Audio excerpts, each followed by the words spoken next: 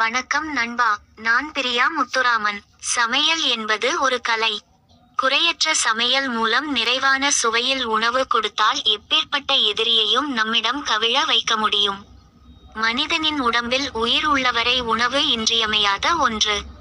சாப்பாடு ருசியாக இருந்தால் நமக்கு கிடைக்கும் ஆசியும் பாராட்டும் எல்லையற்ற மகிழ்வை தரும். உணவு ருசியாய் இருக்க வேண்டுமெனில் சிலவற்றை நாம் சமையலில் செய்யக்கூடாது. அவைகளை இந்த வீடியோவில் சொல்றேன், நோட் பண்ணிக்கங்க. 1. ரசம் அதிகமாக கொதிக்க கூடாது. 2.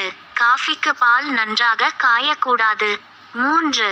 மோர் குழம்பின் சூடு ஆறும் வரை மூடி வைக்க கூடாது. 4. கீரைகளை மூடி போட்டு சமைக்க கூடாது. 5. காய்கறிகளை ரொம்ப பொடியாக நறுக்க கூடாது. 6.